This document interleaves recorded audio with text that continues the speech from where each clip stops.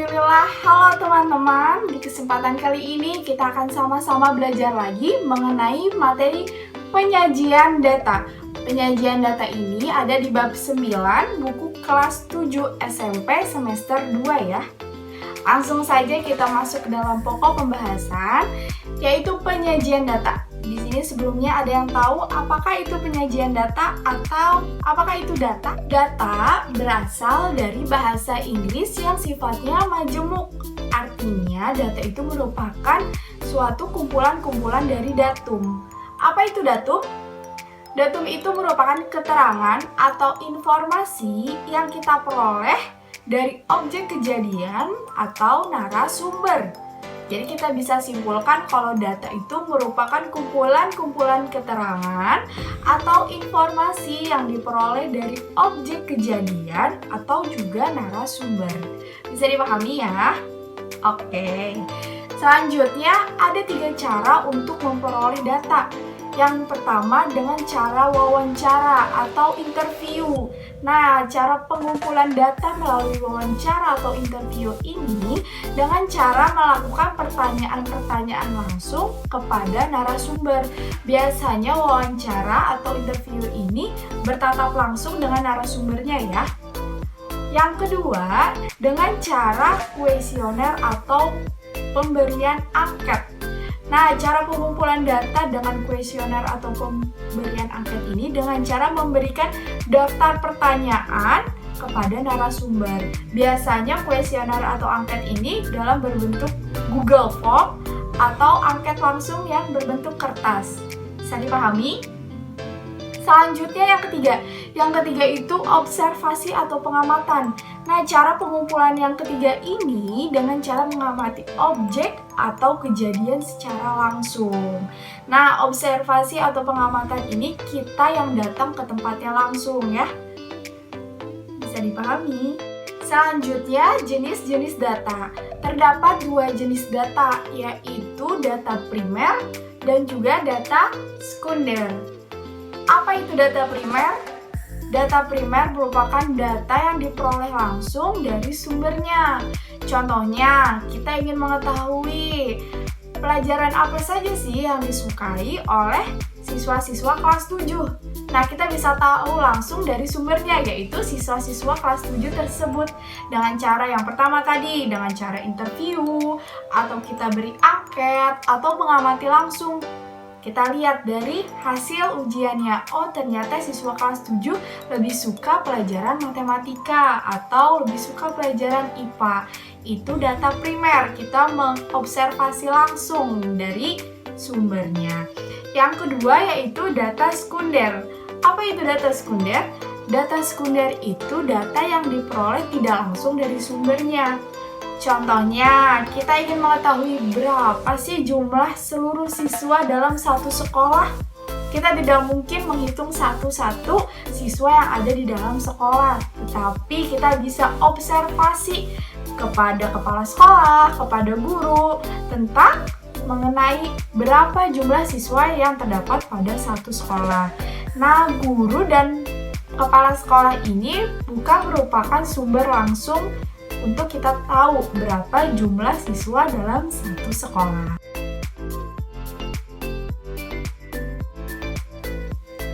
Data itu dapat disajikan dalam beberapa bentuk. Yang pertama dalam bentuk tabel. Contohnya seperti ini. Ini data berbentuk tabel. Lalu yang kedua data yang berbentuk diagram batang. Contohnya seperti ini. Ini merupakan data dalam bentuk diagram batang. Yang ketiga, data dalam diagram garis. Contohnya seperti ini. Ini data dalam bentuk diagram garis. Yang keempat, data dalam bentuk diagram lingkaran. Contohnya seperti ini. Data dalam bentuk diagram lingkaran. Data itu yang tadi dalam berbentuk tabel dapat diubah menjadi data berbentuk diagram batang, data yang berbentuk diagram garis, dan data yang berbentuk diagram lingkaran. Kita akan belajar satu-satu cara mengubah data dari bentuk tabel tersebut ke dalam data berbentuk diagram batang, diagram garis, dan juga diagram lingkaran. Di sini saya akan mengubah data dari bentuk tabel ke dalam data berbentuk diagram batang. Di sini sudah terdapat tabel jenis pekerjaan, ada PNS, pegawai swasta, TNI, BUMN, petani, nelayan, pedagang, dan kurir. Di sebelah kanannya terdapat jumlah dari banyaknya jenis pekerjaan. Langkah yang pertama kita akan lakukan yaitu kita buat garis X dan Y. Sumbu X yang mendatar dan sumbu Y yang tegak lurus.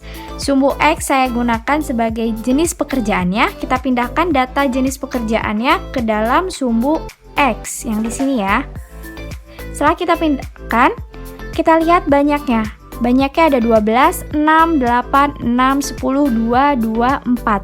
Kalau kita lihat, ini merupakan bilangan genap atau kelipatan bilangan 2. Kita pindahkan ke sumbu Y. Tetapi di sumbu Y harus berurutan dari bilangan yang paling kecil. Kita pakai jumlah kelipatan 2 ya. Karena di sini 0, di sini 2, 4, 6, 8, 10, 12, 14, dan seterusnya. Sudah kita pindahkan banyaknya ke sumbu Y. Kita buat diagram batangnya. Kita lihat yang PNS. PNS jumlahnya 12. Maka PNS kita tarik garisnya sampai 12. Tarik garisnya sampai 12 di sini ya. Lalu pegawai swasta 6. Kita tarik garisnya pegawai swasta sampai ke angka 6. Lalu TNI 8. Tarik garis sampai angka 8. BUMN 6. Tarik.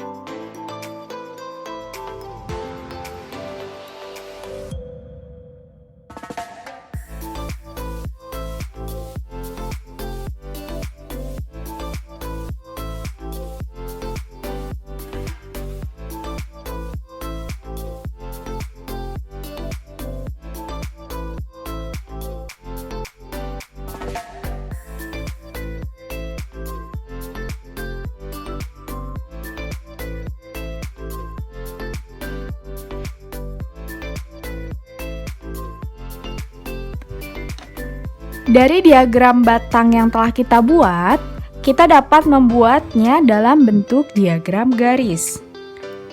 Karena kita telah memiliki titik-titik jumlah banyak orang pada setiap jenis pekerjaan.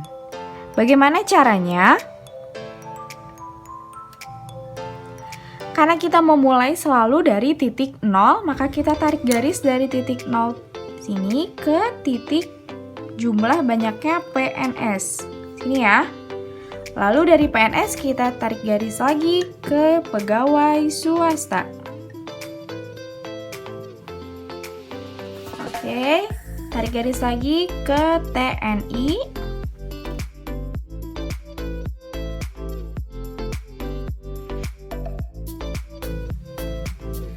Bisa kita lihat di sini sudah terdapat dua diagram, yaitu diagram garis yang berwarna hijau dan juga diagram batang yang berwarna merah.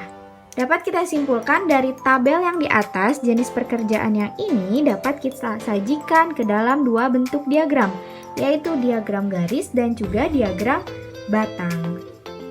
Selanjutnya kita masuk pada pembahasan mengubah data dalam bentuk tabel menjadi data dalam bentuk diagram lingkaran. Di sini saya telah memiliki tabel ukuran sepatu beserta frekuensinya. Ukuran sepatu dari 35 sampai 41 dengan jumlah frekuensinya 24 orang. Untuk mengubah diagram tabel ke dalam bentuk diagram lingkaran, kita perlu mencari sudut pusat. Mencari sudut pusat dengan rumus F atau frekuensi dibagi dengan total atau jumlah dari frekuensinya dikali 360 derajat. Kenapa harus dikali 360 derajat?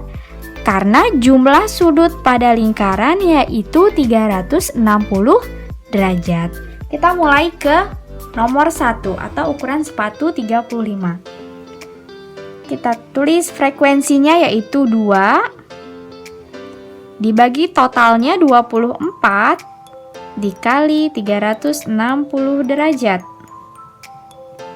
2 dikali 360 derajat sama dengan 720 dibagi 24 sama dengan berapa? 30 derajat. Ini ya, lanjut. Frekuensinya 4 per jumlahnya 24. 24 dikali 360 derajat sama dengan, sudah dihitung?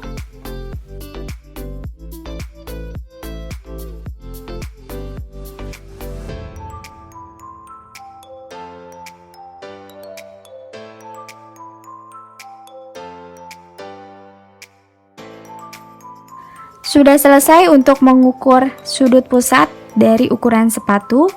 Langsung saja kita masukkan ke dalam lingkaran yang ada di bawah.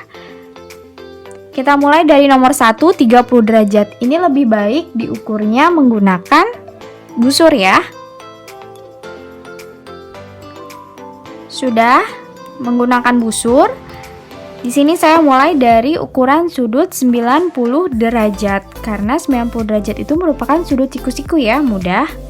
Lalu saya mau lanjutkan ke sudut 45 derajat. 45 derajat karena setengah dari siku-siku. Lalu disesuaikan lagi sesuai data sudut pusat yang telah kita miliki. Hasilnya pasti 360 derajat.